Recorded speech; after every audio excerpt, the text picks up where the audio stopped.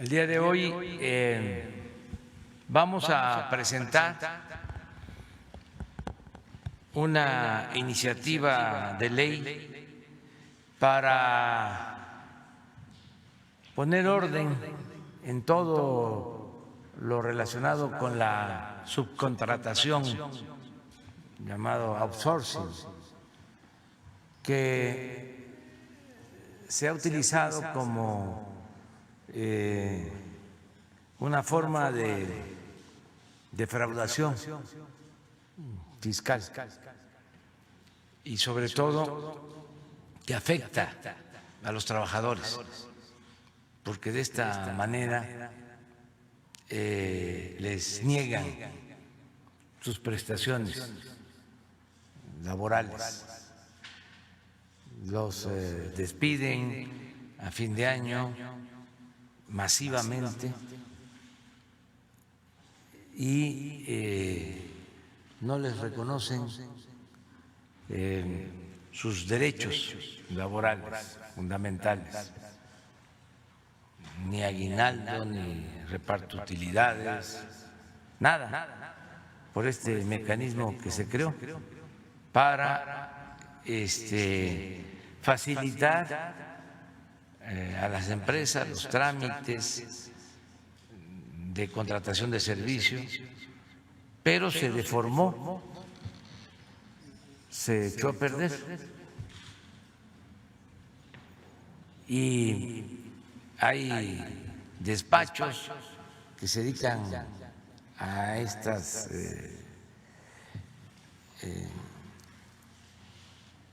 actuaciones,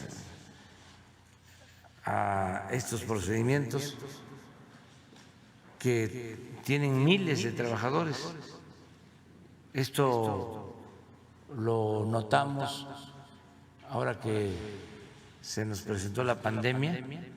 De repente empiezan los despidos de trabajadores, pero de miles de trabajadores de una sola empresa. Hay empresas de este tipo que tienen hasta 100,000, 150,000 trabajadores.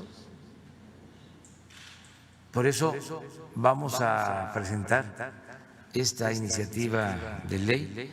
Me acompaña Luisa María Alcalde, que es la secretaria del Trabajo. Ella va a exponer sobre esta iniciativa que vamos a enviar al Congreso.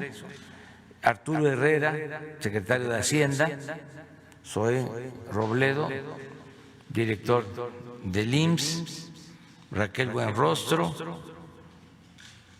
jefa del Servicio de Administración Tributaria del SAT, Carlos Romero, procurador fiscal, Carlos Martínez Velázquez, director del Infonavit, y Raúl Segovia, de la Consejería Jurídica de Presidencia. Vamos a escuchar a Luisa María sobre el planteamiento y se va a firmar la iniciativa. Vamos a conocer los motivos de esta iniciativa.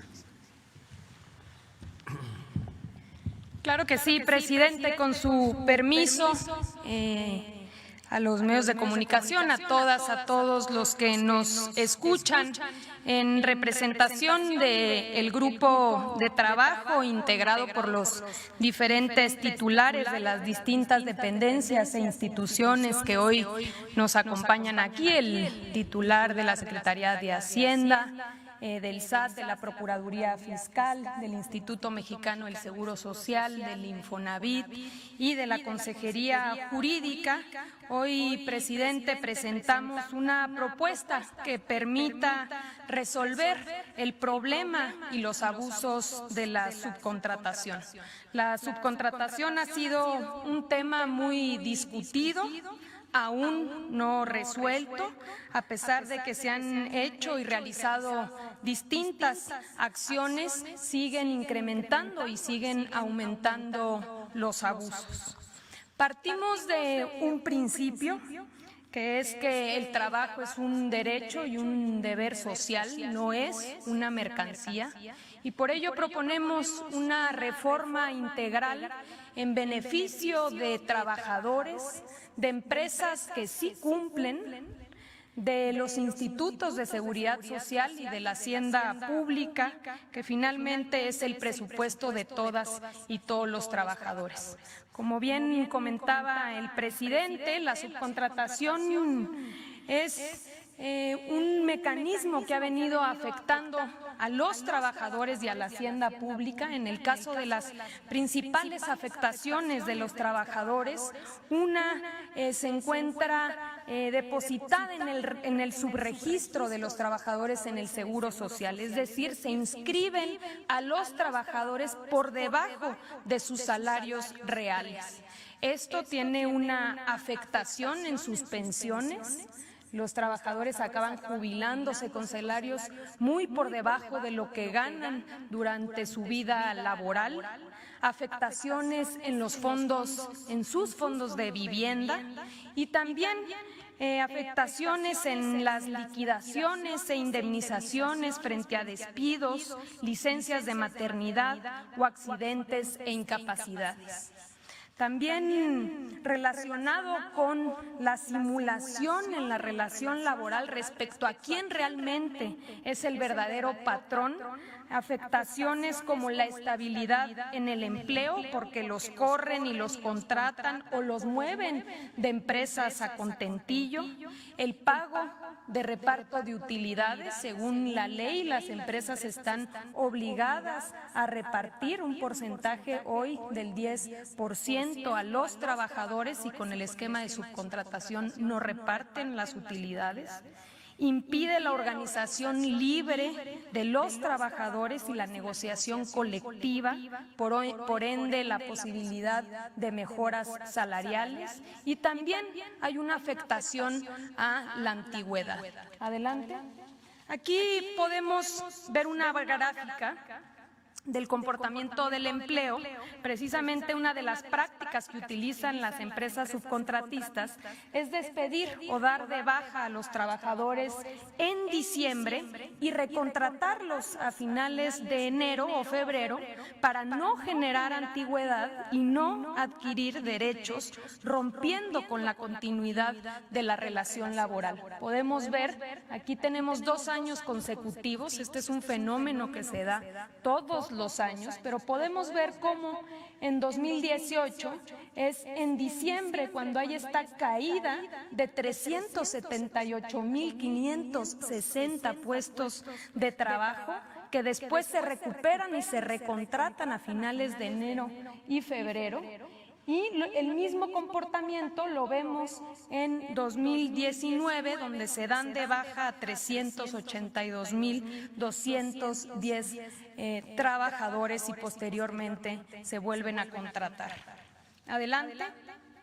También hay una afectación a la hacienda pública. El fenómeno de la subcontratación está mezclado, está relacionado con empresas fachadas, empresas factureras que evaden impuestos y defraudan al fisco, afectando los servicios públicos, evaden las cuotas al Instituto Mexicano del Seguro Social, afectando con ello la calidad de los servicios de salud, y evaden las cuotas del Infonavit, reduciendo así los créditos de vivienda destinados a los trabajadores.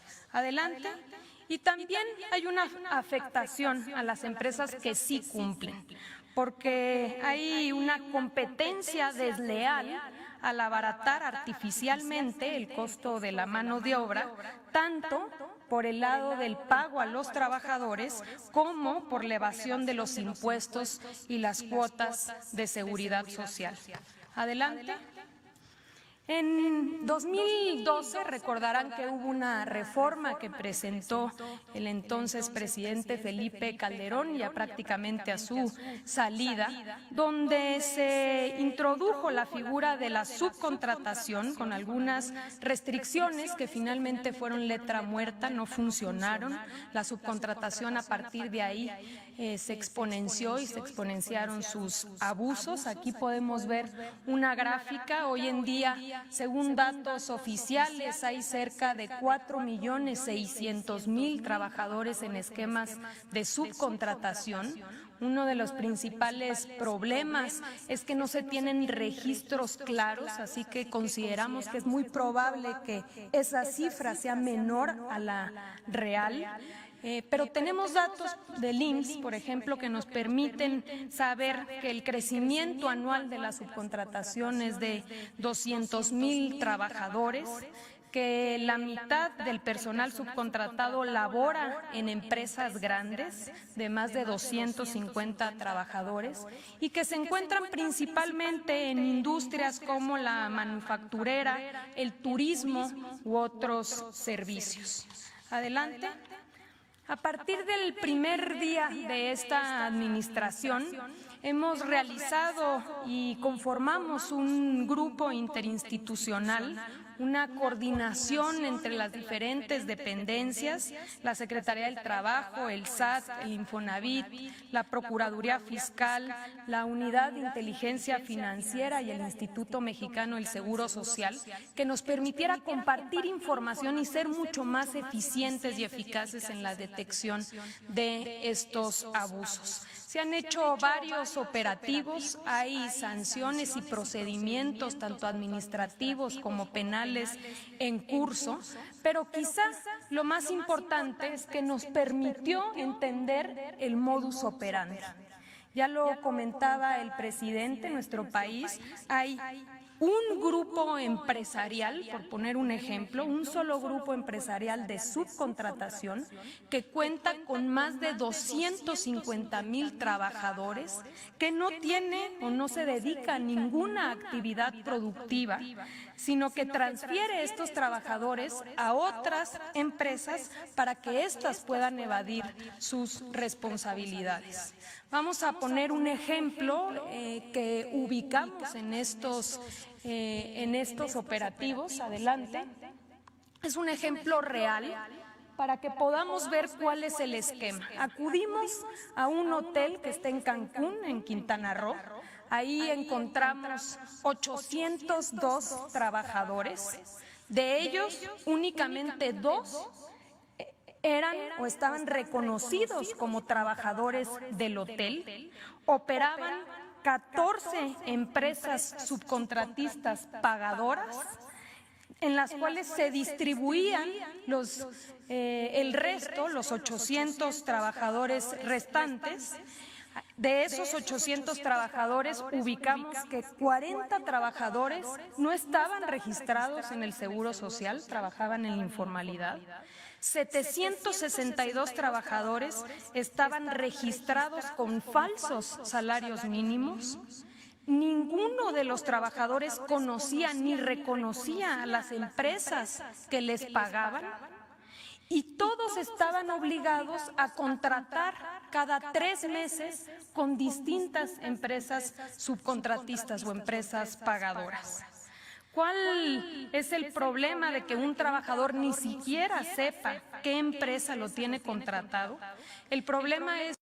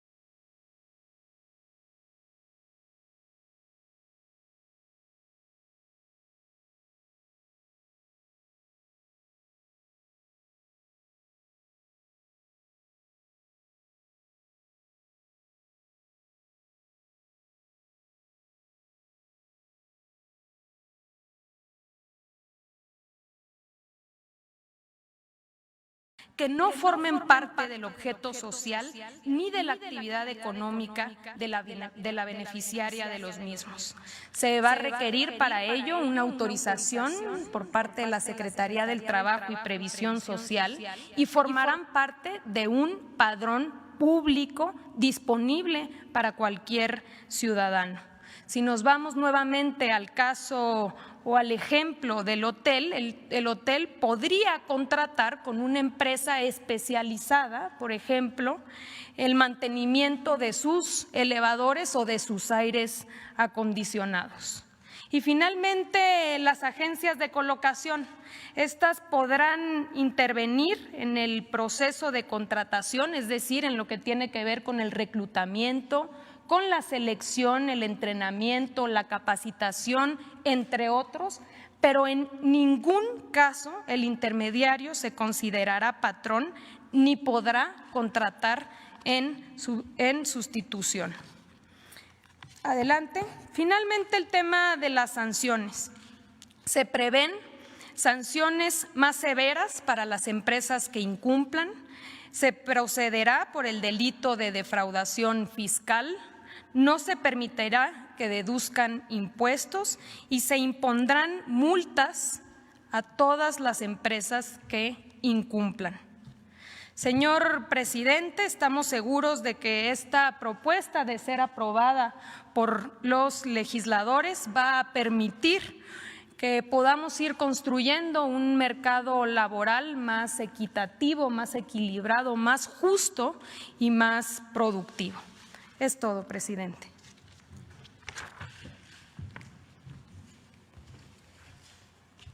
Entonces, si les parece, podemos firmar la iniciativa que vamos a enviar al Congreso.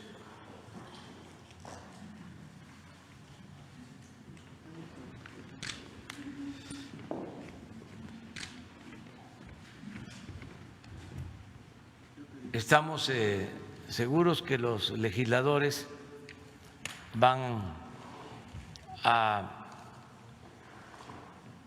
analizar a profundidad esta propuesta y, en su caso, podrá aprobarse y ojalá y sea lo más pronto posible. Yo creo que es la Cámara de Diputados, la Cámara de Diputados, sí, donde inicia el proceso. Ojalá y se pueda hacer pronto para evitar estos abusos. Me gustaría que se vuelva a poner la gráfica de lo que pasa en diciembre, que es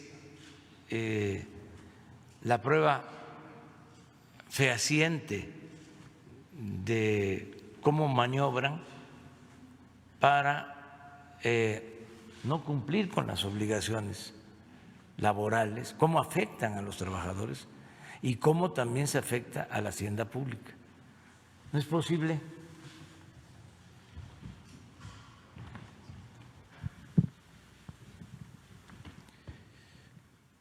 que se vienen creando empleos, pero en el mes de diciembre, y esto viene de tiempo atrás, podríamos poner la gráfica completa, y es la misma tendencia. Y en diciembre se caen los empleos. ¿Cómo es? Estamos hablando de menos 378,000. Es casi lo que se perdió en un mes de pandemia. Pero ahí pues sabemos, ¿no? En abril perdimos 500,000, en mayo 280,000 menos. que en diciembre del 18. Y vemos 19, lo mismo. ¿Cómo se explica eso? Es un abuso, ¿sí?, a una ley que se creó aceptando sin conceder para facilitar los trámites a las empresas que se dedicaran a producir y que no se desgastaran en los trámites laborales, pero se abusó.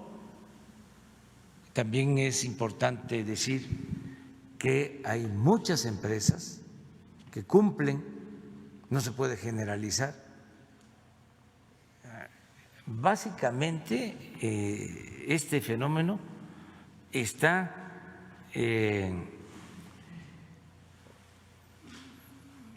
orientado, se detecta en las grandes empresas, no en las medianas y en las pequeñas, que son las que tienen esta subcontratación. Entonces vamos a ordenar esta situación. Este es el fundamento. Y vamos a firmar la iniciativa que vamos a enviar hoy mismo a la Cámara de Diputados.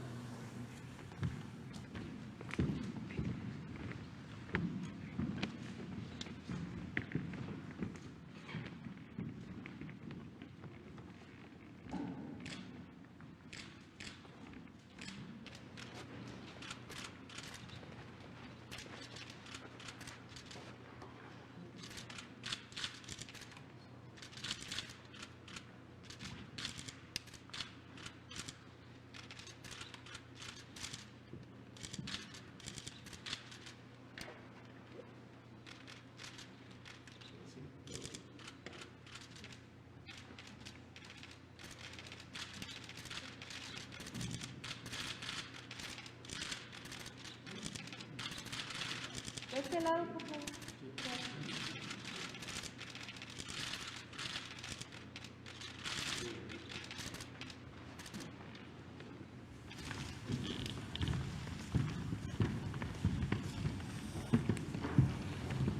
Dos comentarios sobre otros temas. Ayer una calificadora internacional, me gustaría que sobre esto explicara Arturo Herrera, mantuvo la calificación de México, es decir, no nos rebajaron nuestra calificación, lo cual significa que hay un reconocimiento por el manejo de las finanzas públicas, por el manejo responsable de las finanzas públicas. Que el secretario de Hacienda explique qué significa esta calificación de ayer. Y luego quiero hacer un comentario también sobre la aprobación del presupuesto para el año próximo en lo general y lo que está ahora decidiéndose en la Cámara de Diputados.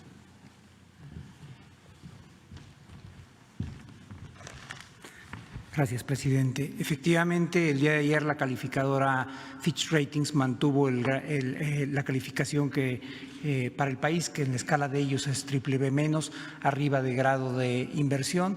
Un poco para ponerlo en contexto, hay tres grandes calificadoras a nivel mundial, Standard & Poor's, Moody's y Fitch. Las tres tienen a México arriba del grado de inversión. ¿Qué significa el poder mantener el grado de inversión?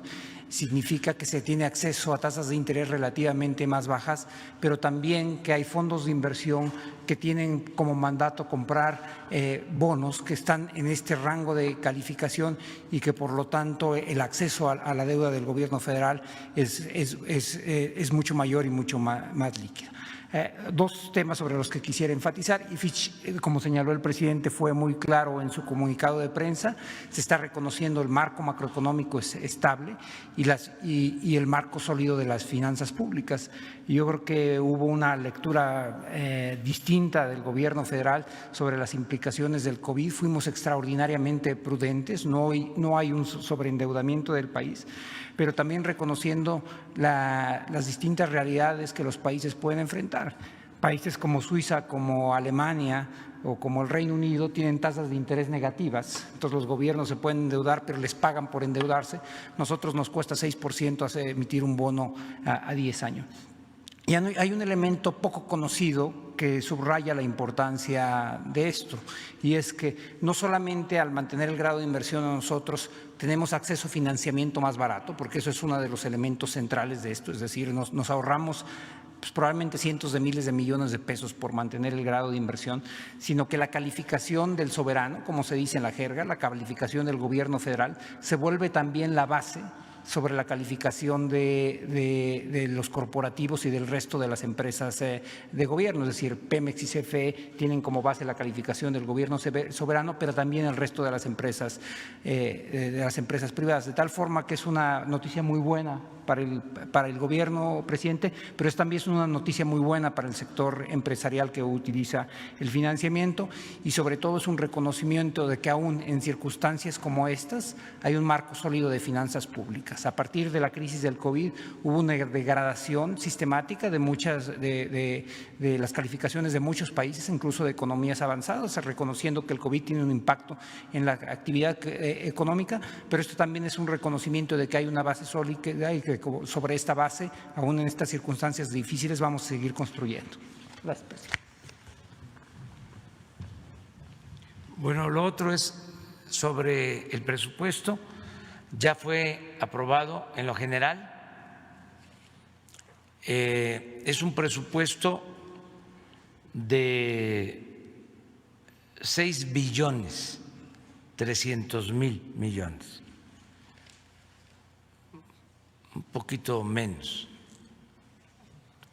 3.290.000.000.000 de pesos,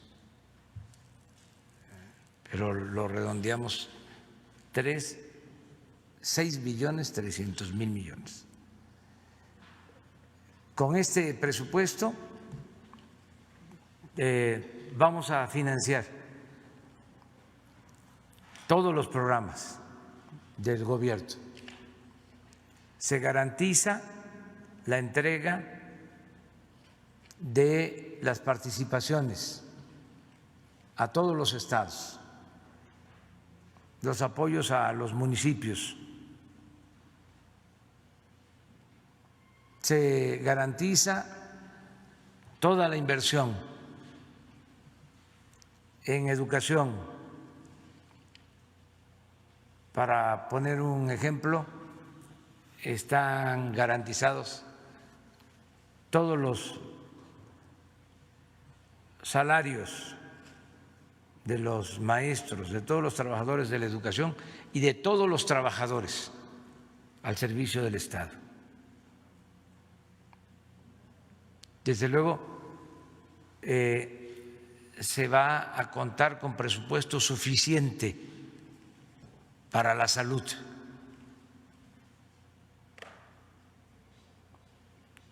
Se aumenta el presupuesto para la pensión de adultos mayores,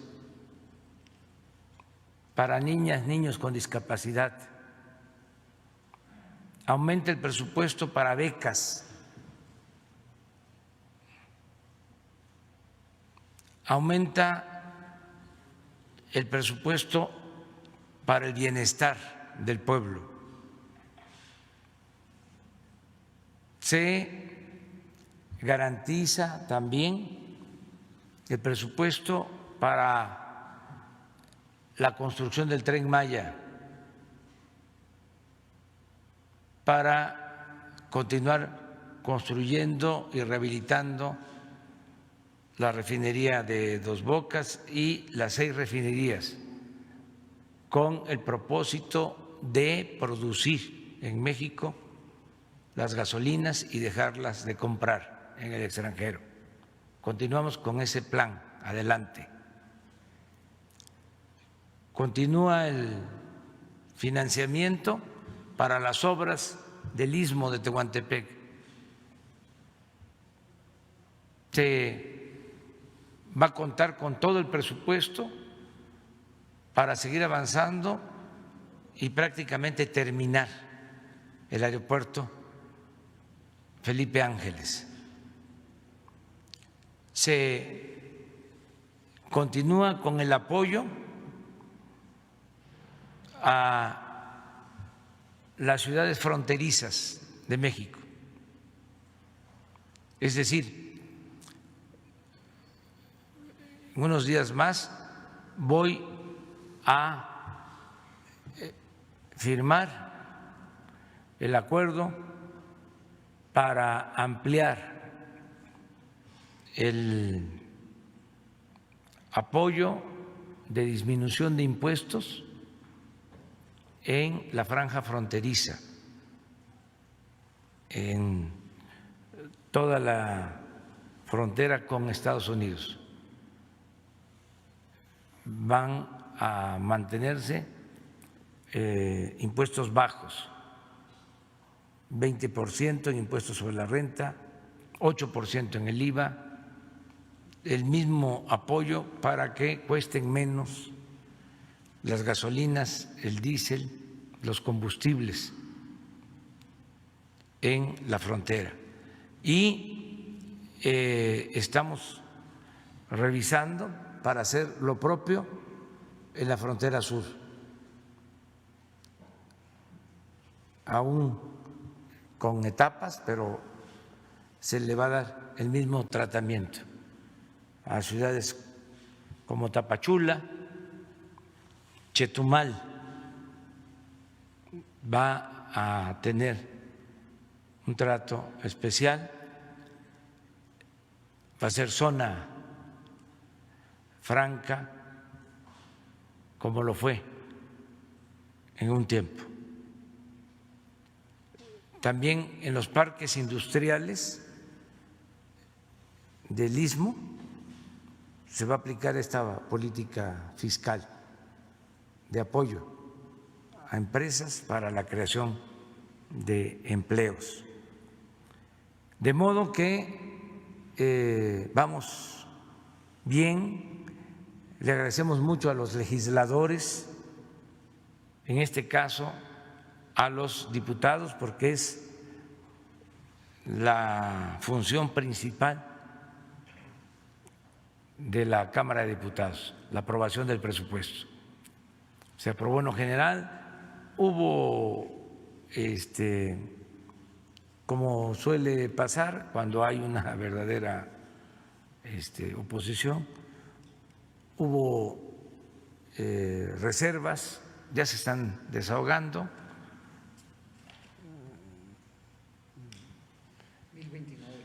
1029 reservas, es récord. Ya van a 900. Debieron los de la Cámara de Diputados, los directivos, preguntarle a Cárcenas cómo le hacía, porque cuando él fue secretario de Hacienda, en 3 años se aprobaba el presupuesto por unanimidad, sin reserva. Claro, ahí empezaron a repartir los moches, a todos les daban, eran las partidas de moches, y por eso pues era unánime, pero Arturo pues no se aplicó. no negoció. Esto de los moches era una distorsión, bueno, era un acto de corrupción, porque les daban a todos para que votaran, les compraban los votos. Una vergüenza. Y los dirigentes de los partidos en la Cámara juntaban pues un buen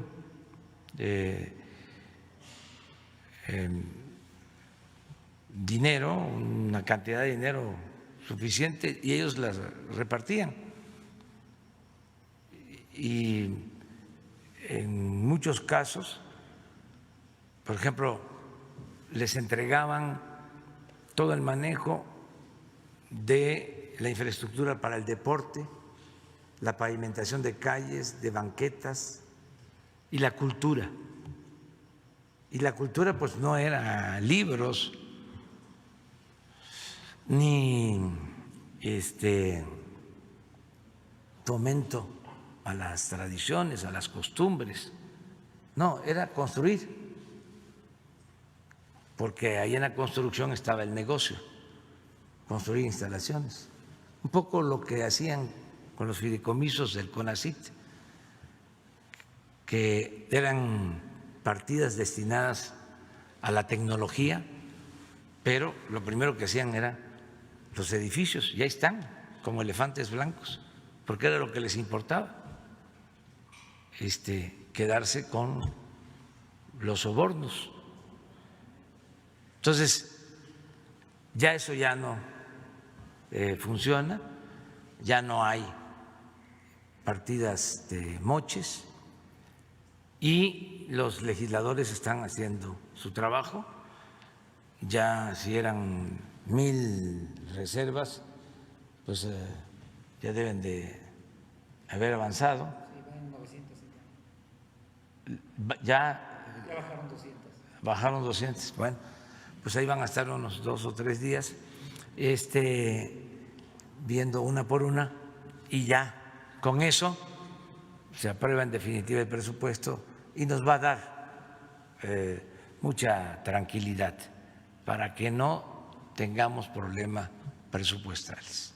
Entonces era la información que queríamos transmitirles, estas noticias, y quedaron pendientes 2 compañeros de ayer. Ya no va a volver a pasar lo de ayer, de que nos pasamos.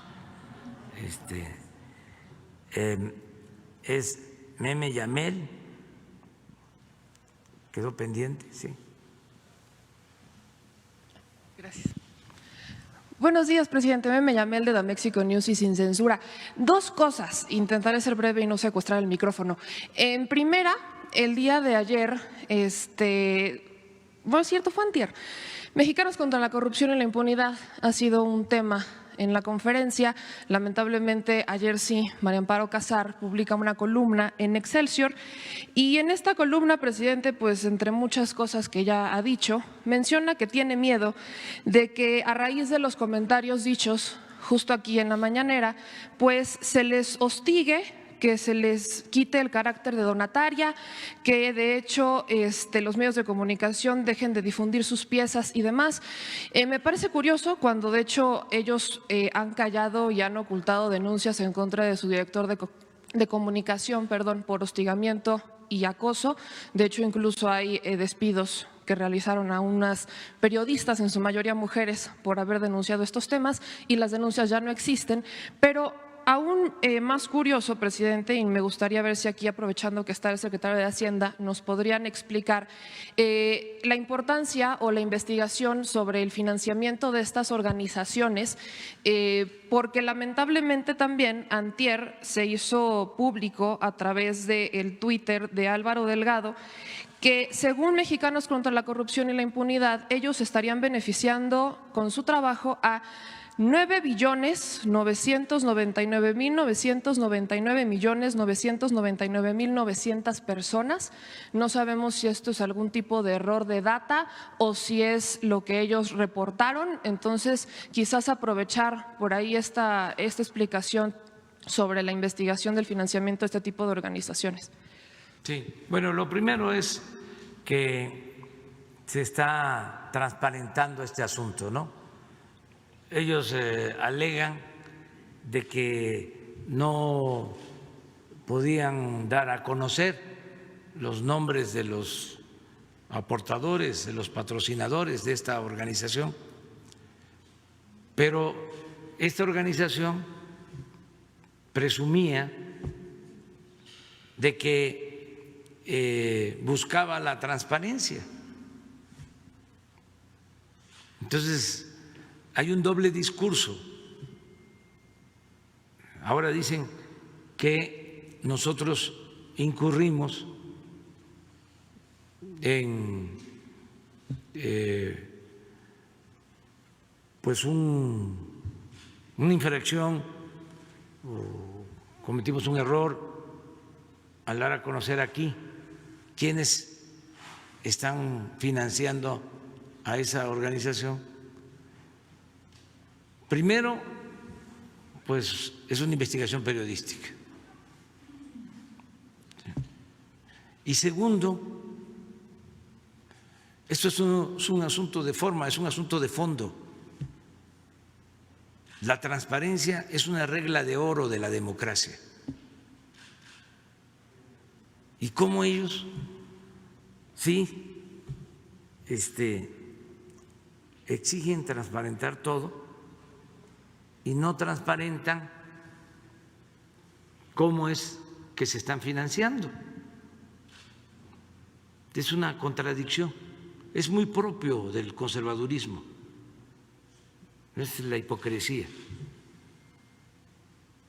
la verdadera doctrina de los conservadores. Nosotros no vamos a perseguir a nadie, ni va a haber censura. Lo único es que no vamos a permitir la corrupción. Y estas organizaciones, en el fondo, su papel, su función es defender al régimen de corrupción y de privilegios que imperaba. A eso se dedicaban y por eso ahora se lanzan en contra de nosotros. ¿Por qué un gran empresario de estos que despidieron a trabajadores ahora con la pandemia? Hay unos, por ejemplo, estos de los primeros que despidieron. Estaba yo en Oaxaca, me acuerdo, hasta me pronuncié, porque empezaron trabajadores de Starbucks a quejarse de que los estaban despidiendo a todos, sin darles ninguna prestación. Y es una empresa que se llama Alsea. Pues esa empresa, con ese comportamiento tan humano y moral, es de las que le entrega dinero a esta organización que se llama CIO, Juntos por México, por la corrupción o Mexicanos contra la Corrupción y la Impunidad. Bueno, entonces tenemos que transparentar todo, porque es dinero del presupuesto, es dinero público. ¿Cómo es que con el mismo dinero del pueblo se echan a andar campañas en contra del pueblo. El pueblo va a financiar a quienes están en contra de la mayoría de los mexicanos y que solo están a favor de una minoría rapaz. ¿Eso es justo? Entonces, ¿cuál es el mecanismo? Les daban permisos, porque pues era lo mismo, coincidían para recibir estas aportaciones que podían deducirse de los impuestos. O sea, no pagaban impuestos y se los entregaban a estas organizaciones. O sea, presumían estos empresarios con sombrero ajeno, con dinero del pueblo. Así es de claro, pero me gustaría que la directora del SAT explicara sobre este asunto. Y el que nada debe, nada teme, que no empiecen a decir es censura, nos están atemorizando. No, no, no, no, no, es transparencia y es legalidad y es decir no a la corrupción. Gracias. Con su permiso, presidente.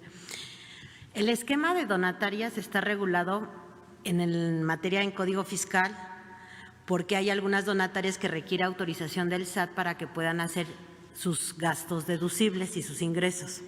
Entonces, esa es la clave del asunto. Tienen muchas obligaciones de ley. Ya por ley tienen que ser transparentes. Desafortunadamente, desde que se inventó la figura, se ha abusado muchísimo de ella y casi nadie reporta. Y además, todos estos años, así como algunos sectores como la industria farmacéutica y otros sectores, nunca se revisaron, nunca se les ha hecho una auditoría. Es el caso de las donatarias, nadie las supervisaba y acreditaban absolutamente todo. Por ejemplo, yo hace poquito comparecí en el Senado y comentábamos algunos ejemplos que decían, por ley, todas las donatarias autorizadas solo pueden gastar el 5% de sus aportaciones, de los donativos, para gastos de administración. ¿Por qué? Si es verdad que toda la gente está aportando para una causa sin fin de lucro, pues es importante que ese dinero que con el esfuerzo todas esas personas están aportando para una buena labor, pues se gaste en esa buena labor. Sin embargo, tenemos donatarios que tienen hasta el 50% en gastos administrativos y lo gastan 3 personas, el director, el administrador y un jurídico. Y ve uno las cuentas y es un abuso. O sea, nosotros hemos detectado comidas en lugares turísticos carísimas para 2 o 3 personas, etcétera. Hay un abuso impresionante y todo esto lo deducen y lo meten como gasto acreditable. Otra cosa que ha estado sucediendo, por ejemplo, es que mucho lo manejan en efectivo. Entonces, manejan mucho flujo en efectivo y usan esquemas muy parecidos a las factureras y a las empresas de lavado de dinero. También, si uno revisa los gastos de las donatarias, muchos de las empresas a las que contratan para dar servicios aparentemente para una buena labor son empresas factureras. Tienen muchísimas empresas factureras. No estamos diciendo que sean todas, pero sí, el SAT tiene registrados un poco más de 9,000 empresas donatarias y de esas 9,000 donatarias no todas se portan de esa manera, pero sí tenemos un buen grupo identificado. En la medida, por ejemplo, ahorita también para la pandemia, pues también hay muchas fundaciones de salud, entonces hemos estado como revisando y luego nos acreditan gastos y cuando nos metemos a la revisión de los gastos presentan facturas que ni siquiera están a nombre de la fundación o hacen donativos de bienes y activos que no pueden acreditar la propiedad. Dicen, yo voy a donar esto y que vale 100 millones de pesos y cuando uno va a revisar, pues nunca hubo un gasto, ni un acreditamiento, ni nada que demostrara que eso es un bien nuevo, adquirido y que se está donando. Entonces hay muchas irregularidades, no son todas las donatarias, pero sí es una gran mayoría.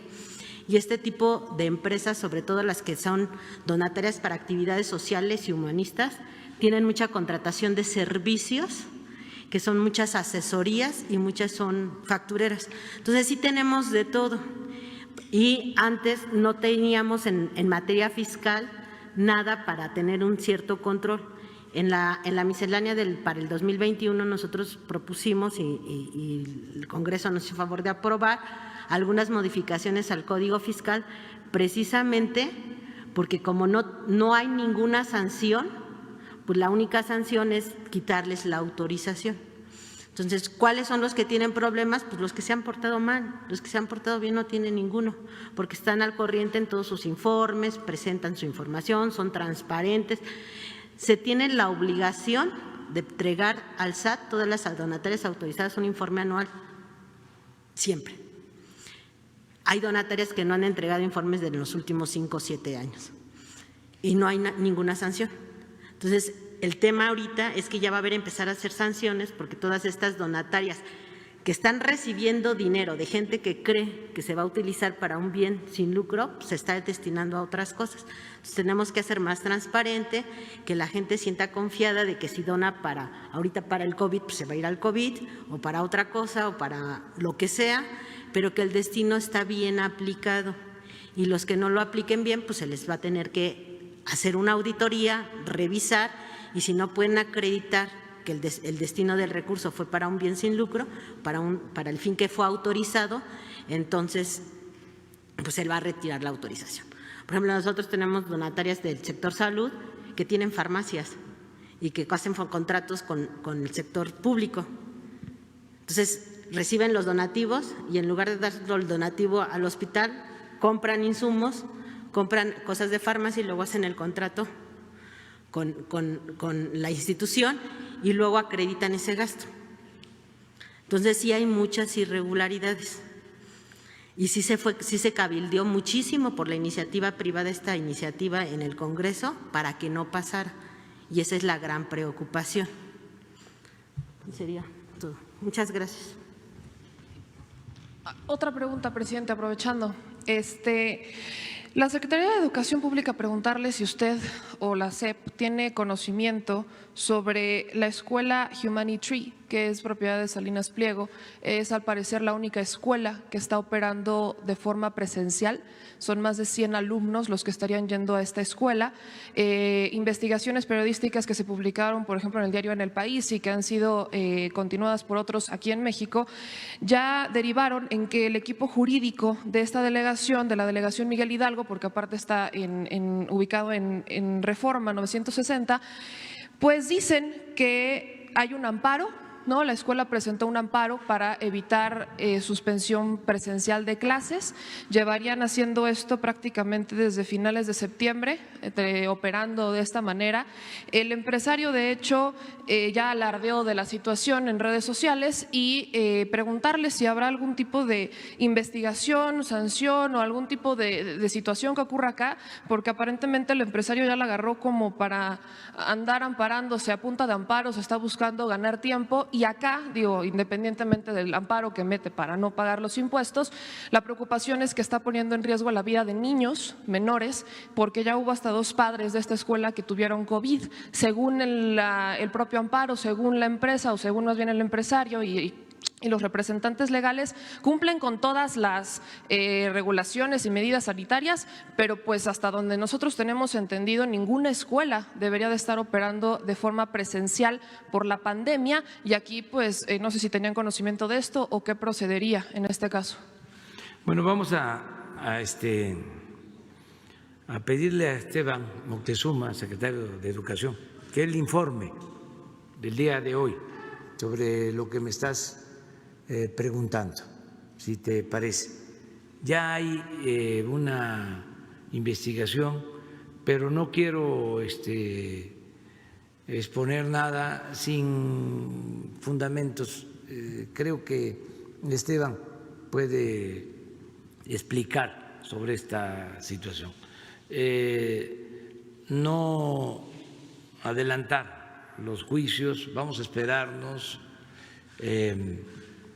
en todos los casos tenemos que actuar con prudencia y justicia. El tiempo que estamos viviendo, que son, dicho sea de paso, tiempos interesantes, porque no cualquier generación tiene esta dicha de vivir procesos de transformación. Recuerden ustedes que hay veces que pasan décadas, siglos, y no se mueve nada. Hablamos de 3 transformaciones y la que estamos llevando a cabo, 4, en más de 200 años, 4 transformaciones. Entonces, nosotros pues tenemos la dicha de estar como protagonistas en una transformación. Entonces son cambios, hay confrontación política, afortunadamente todo se está desenvolviendo de manera pacífica, pero no deja de haber polémica, no deja de haber polarización, que tampoco debe eso preocuparnos, porque la polarización que más debe de preocuparnos es la económica y social, la desigualdad monstruosa. Esa es la polarización que más nos debería de preocupar, de cómo hay millones de mexicanos en la pobreza, mientras existen minorías que tienen enormes fortunas, unas logradas con esfuerzo, con trabajo, de tiempo atrás, herencias, y otras fortunas mal habidas, hechas al amparo del poder público, con el saqueo del erario. Pero bueno, esa es la polarización que más debería de preocuparnos. La polarización política siempre ha habido. Nunca ha dejado de existir el conservadurismo. Ni cuando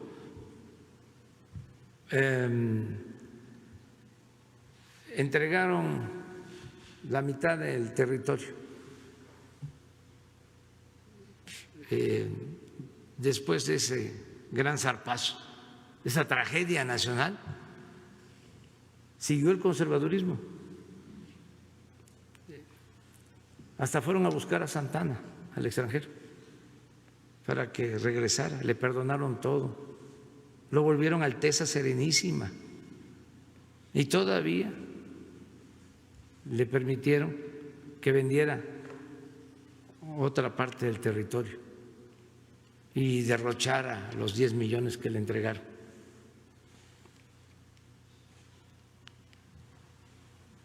Bueno, fueron a buscar a Maximiliano y a Carlota, los conservadores. Triunfa la República, se piensa ya, nunca más va a regresar el conservadurismo. Ha fracasado.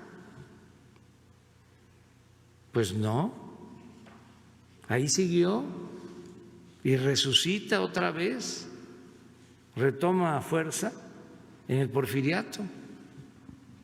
Bueno, pues hasta la fecha existe el movimiento conservador. Y lo mismo el movimiento liberal. Es igual. Entonces, ¿por qué preocuparnos por la polarización política? Siempre ha habido y va a seguir existiendo, porque además es consustancial a la democracia. Ahora que se están reagrupando los conservadores en contra nuestra, pues hasta me siento orgulloso. A veces confunde mucho cuando se disfrazan, cuando simulan de que son liberales, son moderados, están en el centro. Pero ahora no. Ahora es tiempo de definiciones. El rey va desnudo. Y es muy bueno que se quiten las máscaras. Decía Ocampo, el moderado, el indeciso, no es más que conservador más despierto. Todos estos intelectuales, ¿no?, que aparentaban ser liberales. No, conservadores más despiertos, porque hay niveles. Por eso hablo del frena 1, del frena 2. Los del frena 1 son, como decía Fidel Velázquez, el final, soy charro y qué. Lo del frena 1 es, soy conservador y qué. Hay franqueza. Los otros se enzarapan y tratan de engañar, de que son objetivos, profesionales, independientes, pertenecen a la sociedad civil. Ellos no se involucran, son equidistantes. Pero ahora ya no, es tanta la desesperación que ya fuera máscaras. Se están reagrupando. Y qué bien que esto esté pasando. Entonces, no debe de preocuparnos la polarización y hay estas posturas. Solo actuar con responsabilidad, como es una atmósfera cargada, como está subiendo la temperatura, porque más bien en las elecciones, pues hay debate, hay pasiones, pero si decimos la verdad, si no se miente, si no se fabrican delitos, si no se censura, si se garantizan las libertades, no va a haber ningún problema. Eso es lo que yo pienso. Entonces, todos estos asuntos que se están debatiendo en las redes sociales, bueno, yo creo que demuestra de que este es un país despierto, de mujeres y de hombres libres, conscientes, reflexivos, críticos. No todos los países del mundo están así. Analicemos dónde se están dando cosas interesantes. Siempre hemos hablado de que en países de Asia, cuando nacen los niños, lo que les desean es que vivan tiempos interesantes. Pero no en todas partes. Se están viviendo tiempos interesantes en América, fíjense. en nuestro continente. Lo que está pasando en Chile, lo que está pasando en Argentina, lo que pasa en Brasil, Bolivia, en Perú, en Ecuador, en Estados Unidos. ¿Cuándo se había visto lo que está sucediendo? Y en México, desde luego, pero en Asia, muy poco, ¿eh? Europa sí. Por ejemplo, quizá no en Alemania, quizá no en el Reino Unido, pero sí en España. Todo esto que está pasando con la monarquía, ¿cuándo se había visto? Entonces, no está mal,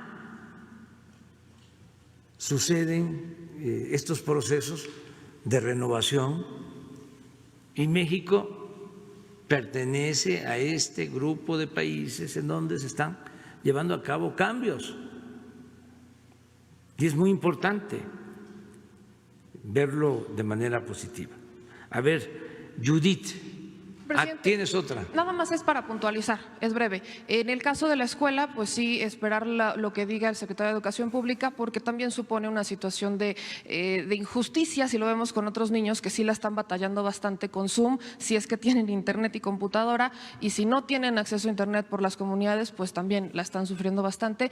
Y nada más pedirle al titular del IMSS, hay una denuncia que nos llegó en Yucatán particularmente, pero aparentemente es una situación que ocurre a nivel nacional. Es el sindicato el que estaría decidiendo a quién entregar los bonos COVID. De hecho, nos dicen que están decidiendo entregarlos exclusivamente a personal administrativo y no a los que están en la primera línea. De esto ya tiene conocimiento la Secretaría de la Función Pública y de hecho ya hay una queja en la Comisión Nacional de Derechos Humanos. Y nada más, presidenta, la Secretaría de Trabajo, y preguntarle a usted cuándo podría venir Octavio Romero de Pemex y que esté presente la Secretaría del Trabajo para informar cuáles son los avances que tienen con el tema de los sindicatos. Nos dicen que todavía no hay definiciones certeras para las renovaciones y las, sobre todo sus elecciones. Y en el caso de Pemex, pues a raíz de la denuncia que hizo mi compañero Vicente Serrano de un video que tomamos de un ahora ex empleado con Romero de Champs, pues nos llegaron varias denuncias diciendo que de hecho es el área de recursos humanos los que estarían cooptados por el equipo de Romero de Champs y que eso es lo que ha impedido que se le dé un buen avance y hay cuestiones que valdría la pena que nos informe Octavio Romero sobre esta situación. Sería todo, presidente. Bueno, vamos a quedar para la próxima semana que esté el director de Pemex, la secretaria de Energía, también el director de la Comisión Federal de Electricidad, para aprovechar que se informe cómo están estas empresas públicas, que se dé a conocer cómo terminan el año, cómo son los programas hacia adelante y que se trate lo laboral también, que esté con nosotros Luisa María, si te parece. Y lo del Seguro Social, ¿lo puedes explicar? Con su permiso, señor presidente, justamente además mañana voy a estar allá en Mérida, entonces vamos a poder ver el asunto. El bono COVID como un sobresueldo para los trabajadores que han estado en áreas COVID es para 14 categorías específicas. Son las 14 categorías que la Organización Panamericana de la Salud considera como de salud. Efectivamente son médicos, médicas, enfermeras, enfermeros, pero también hay otras categorías, camilleros, técnicos de cocina, porque en esos hospitales hay cocinas para la alimentación del propio personal, asistentes médicas, las TAOTS, las técnicas de orientación y atención al derechohabiente, y son exclusivamente esas. Hemos encontrado algunos casos dentro de los cerca de 285,000 trabajadores que han recibido el bono o los bonos que se han pagado quincenalmente, que algún directivo, algún jefe de servicios intentó atribuírselo y se sancionó de inmediato. Pero desde luego la denuncia la verificamos y se hace a través justo de un cruce que se hace con el sindicato y con la parte de personal. Pero de cualquier manera, ese caso específico de Mérida, pues afortunadamente pues, mañana mismo lo podremos revisar. Gracias. Bueno, Judith. Buenos días, presidente. Judith Sánchez Reyes, corresponsal de Imagen del Golfo. Presidente, el caso del exgobernador de Veracruz, Javier Duarte, bueno, pues ha acaparado la atención de los medios y de las autoridades por los casos de corrupción por los cuales es señalado. Sin embargo, se ha dejado de lado también lo que sucedió en la gestión de Miguel Ángel Yunes, que también es señalado por algunos delitos como el desvío de 100 millones de pesos por el tema de unas videocámaras que nunca funcionaron durante su gestión. Y esto ha causado, pues, de alguna manera cierta inquietud en la población veracruzana. De hecho, hay manifestaciones de grupos, por ejemplo, como los 400 pueblos, quienes acusan que hay un pacto de impunidad que entre el gobierno estatal y la familia de Yunes y que por eso no se ha dado, digamos, curso a las investigaciones que ya están ante la Fiscalía General de la República. Más allá de una cuestión o de una opinión jurídica, me gustaría saber cuál sería la implicación política para usted de que este tipo de casos en donde se señala la corrupción y no hay sanciones, ¿cómo afecta y qué mensaje envía usted? Bueno, en el caso de Veracruz, yo creo que hay denuncias de los anteriores gobernadores. Bueno, tan es así que hay un gobernador en la cárcel y también hay denuncias en contra del exgobernador reciente y tienen que desahogarse, ¿no?, todas esas acusaciones, volviendo a lo mismo, con pruebas, sin fabricar delitos, sin cometer injusticias, pero al mismo tiempo que no haya impunidad para nadie. Entonces, en estos casos es la Fiscalía General de la República la que debe de actuar y los jueces. Por lo que corresponde al Ejecutivo Federal, nosotros no protegemos a nadie, no hay impunidad, no somos cómplices de nadie, pero al mismo tiempo pues no mando a hacer investigaciones en contra de nuestros adversarios para fabricar delitos como lo hacían antes. Una mala práctica que la padecimos todos. Eso también es para los jóvenes, de cómo era antes. A mí, cuando luchaba en Tabasco, en la Procuraduría que estaba a cargo de Lozano Gracia, era Ernesto Zedillo, presidente, cuando el movimiento de los pozos petroleros, para los jóvenes, Zedillo del PRI, Lozano Gracia, procurador del PAN, porque se olvidan esas cosas, ¿no? Cuando hablamos del PRIAN, se piensa que es un invento. No, se creó desde la época de Carlos Salinas de Gortari y siguió adelante. Bueno, en ese entonces me acusaron de muchísimos delitos.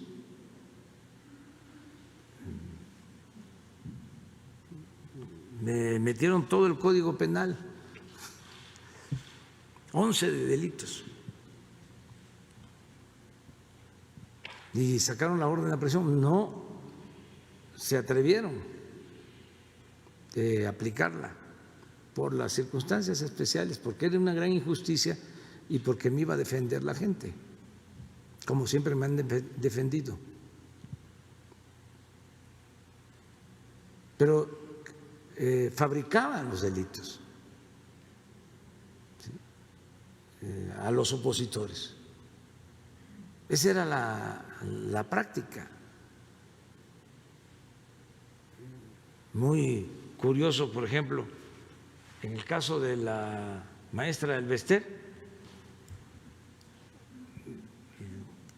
de la acusación que le hicieron, pues no tenía que ver con lo que supuestamente había hecho. Era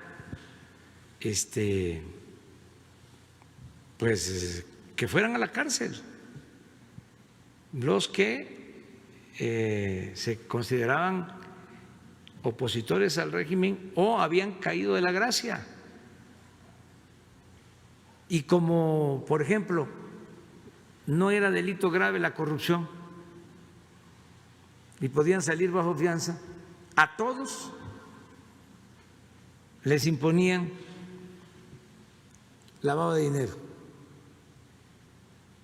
porque ese delito, ¿cómo lo dicen los abogados? Que no te da derecho a fianza. Que no amerita prisión preventiva. O sea que, bueno, a los maestros de Oaxaca, los dirigentes, gente humilde, pobre,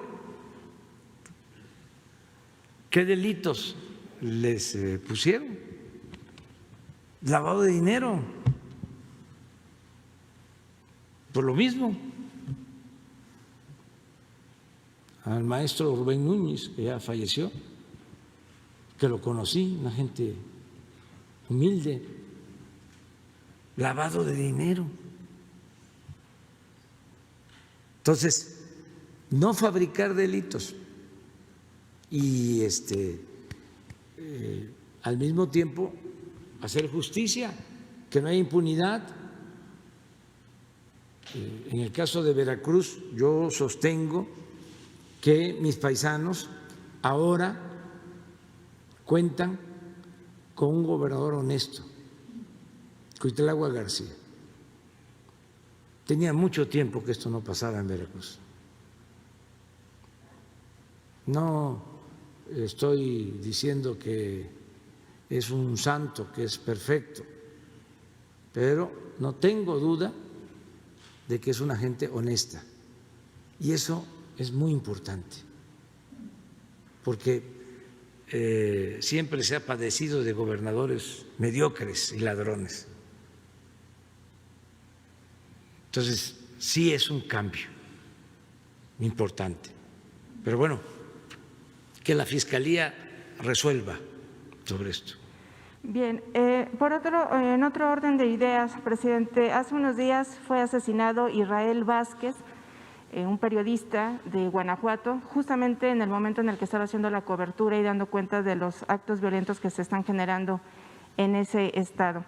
Eso derivó la opinión de la alcaldesa de Salamanca, la morenista Beatriz Hernández, que inculpó al periodista por haber estado haciendo la cobertura en un lugar peligroso y pues un horario quizá no adecuado. ¿Tiene usted información respecto a las investigaciones que se están haciendo sobre el caso y cuál sería su opinión precisamente de estos comentarios de la alcaldesa respecto al asesinato? Pues muy lamentable, ¿no? Los asesinatos de periodistas y de luchadores sociales, de autoridades. Ahora en Veracruz asesinaron a la presidenta municipal de Jamapa. Se está haciendo la investigación, hemos estado pendientes de esto. El caso de Guanajuato, pues ya lo hemos tratado, vamos a seguir procurando pacificar el Estado. Nos ha costado mucho porque estaba, como en otras partes, ya muy arraigado el funcionamiento de los grupos de delincuentes y mucho contubernio con las autoridades. Es el principal problema. No se hubiese llegado a los extremos de violencia en Guanajuato si no se hubiese dado apoyo y protección desde los gobiernos. Siempre que hay un asunto así es porque existe contubernio y creció mucho, se arraigó, echó raíces la delincuencia. Entonces hay que limpiar, hay que seguir y hay que cortar de tajo la relación entre delincuencia y autoridades, marcar bien la línea divisoria. Y yo sostengo que eso es lo que ha dificultado las cosas, porque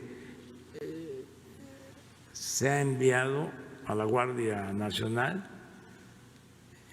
se tiene muchos elementos en Guanajuato y nos está costando mucho trabajo.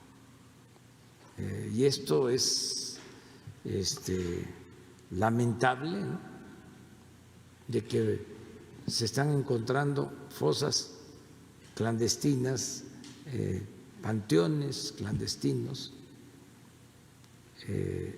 y el periodista estaba trabajando en eso y lo asesinan. Entonces sí es lamentable y no hemos podido todavía resolver. Vamos a continuar insistiendo en que se pacifique Guanajuato. Acerca de las opiniones, pues creo que todas esas opiniones son incorrectas.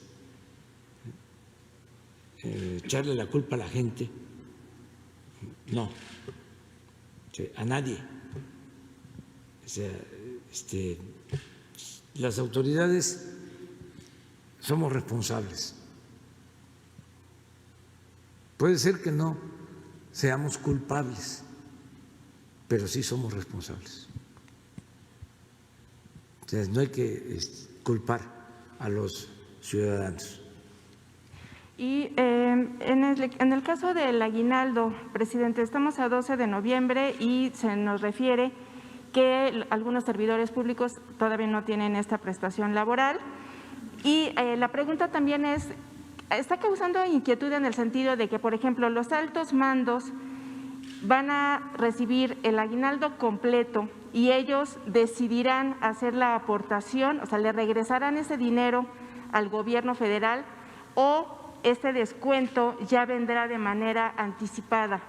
No sé si nos puede explicar el… Sí, ya te entendí. Arturo nos va a explicar si ya se están entregando los aguinaldos, cómo es el procedimiento. Yo sí te contesto sobre lo último. Es voluntario. O sea, nosotros nos disminuimos el sueldo para entregar apoyo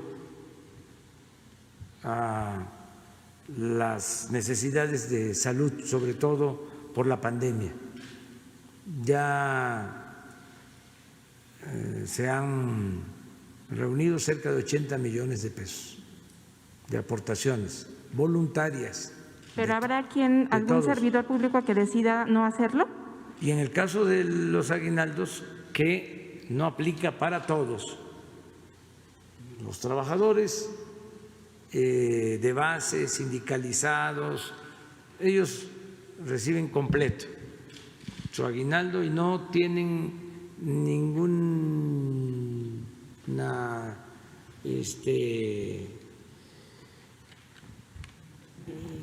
necesidad,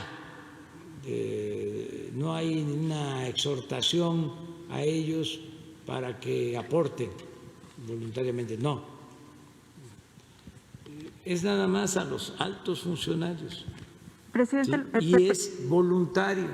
Lo que pasa es que dentro del decreto se contempla, por ejemplo, plazas de jefes de departamento, jefes de unidad, de enlaces, cuando son, digamos, en sueldos que no son tan altos o que no eran considerados como altos mandos. Esa es la inquietud también. Sí, los de abajo no. Ellos no. Al final de cuentas es voluntario. Sí. A ellos les llegará completo su aguinaldo. A todos. Y así como se recogieron los 80 millones a los que hago mención, que llevamos ya ahorrados y que se van a utilizar para, pronto vamos a decir en qué se van a utilizar. Así lo mismo lo del aguinaldo. Hay una cuenta en donde yo recibo mi aguinaldo y voy y deposito en esa cuenta. En mi caso voy a devolver todo el aguinaldo. En el caso de secretarios, de otros funcionarios de alto nivel, es menor, o sea, lo que voluntariamente se les está solicitando, hay una orientación en ese sentido, pero no están obligados. Y si ellos consideran de que no pueden, es un asunto de conciencia, ¿no?, de cada quien. Entonces, no entregan nada, no depositan nada, no estamos revisando quién deposita, no. Lo que da la izquierda no tiene por qué saberlo la derecha, es voluntario. Finalmente, presidente, en la cuestión del gabinete, ¿ya tiene usted candidato o candidata para el control de los puertos del país en sustitución de Rosa Isela Rodríguez? Y también solamente saber si es cierto que Arturo Herrera no terminará como titular de Hacienda y Crédito Público para buscar una posición en el Banco Mundial. No sé si nos puede decir eso, nos puede anticipar eso. Gracias. No, pues eso se lo va a contestar él.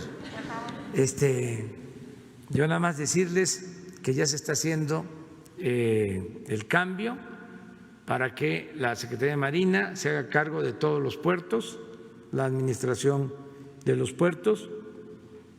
Están haciendo muy buen trabajo. Me informan que la directora de puertos, que va a sustituir a Rosa Isela Rodríguez, que a la vez va a ser la secretaria de Seguridad y de Protección Ciudadana, va a ser mujer. Eso es lo que me han dicho. Todavía no la conozco, pero ya corresponde al secretario de Marina, al almirante Ojeda, decidir sobre esto, y ya están nombrando a los directores de los puertos. Ayer estuve con el ingeniero Jorge Arganis, que es el secretario de Comunicación. De esa secretaría dependían los puertos, y me informó que está llevando a cabo la entrega y que ha estado visitando los puertos y está muy satisfecho con los nombramientos que se están realizando de los nuevos directores de puertos, que los almirantes que están siendo nombrados están bien acreditados y al mismo tiempo pues está saliendo a flote de que había mucha corrupción, lo que ya sabíamos, pero ahora ya se está constatando al momento de que se están revisando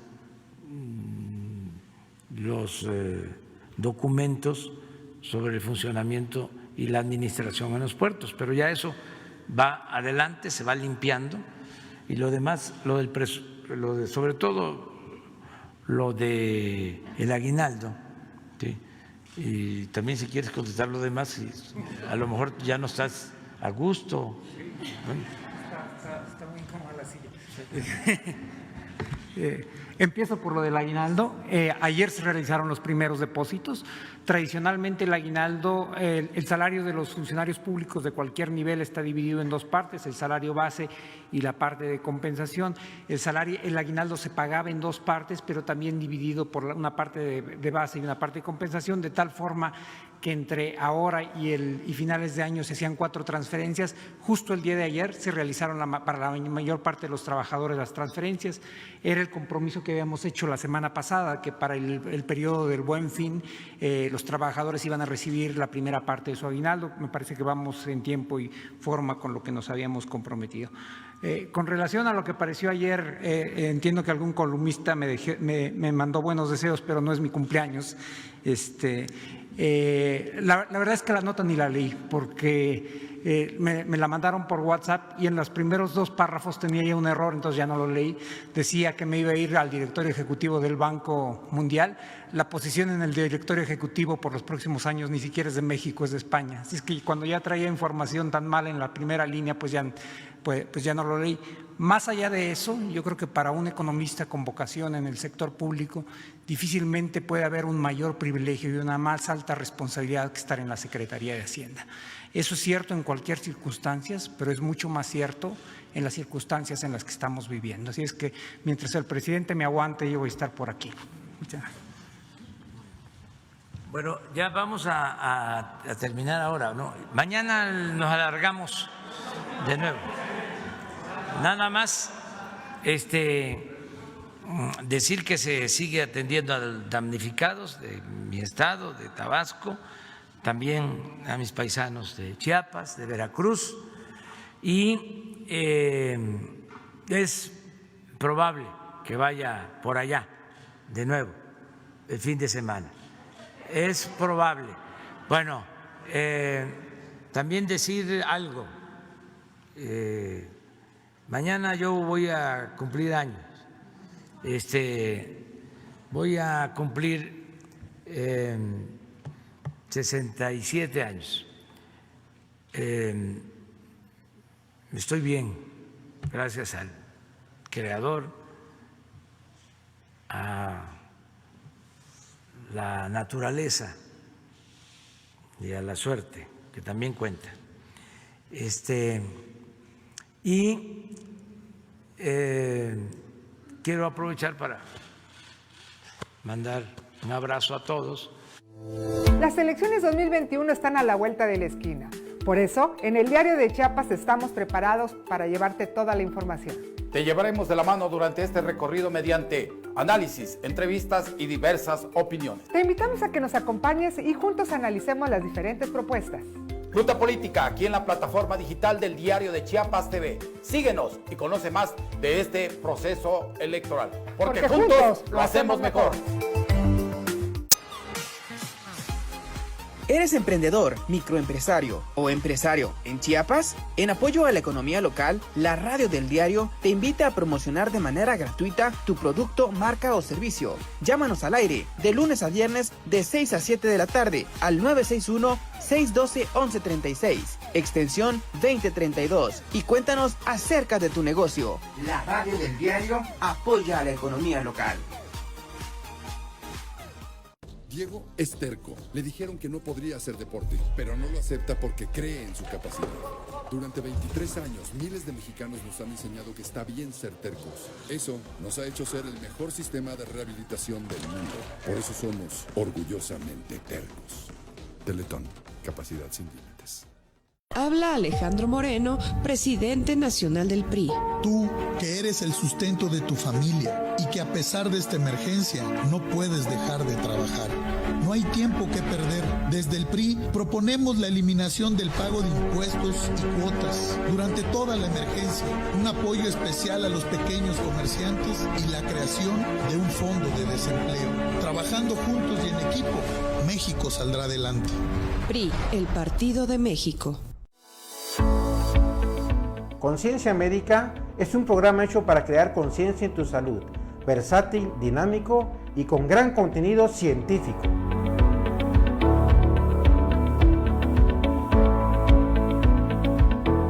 Te esperamos todos los viernes a las 10:30 de la mañana en el mejor programa en salud innovado por el Diario de Chiapas.